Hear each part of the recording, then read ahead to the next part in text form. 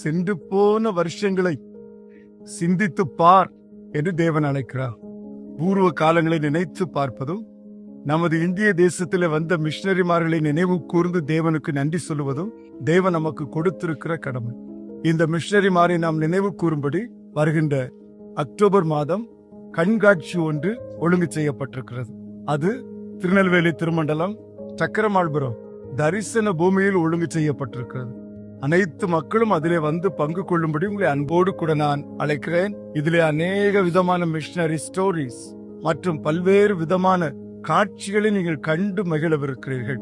இதை தவற விடாது அனைத்து திருச்சபையின் மக்களும் திருச்சபையாக வந்து இதை கண்டு உன்னதமான தேவனை மகிமைப்படுத்தும்படி அன்போடு கூட நான் அழைக்கிறேன்.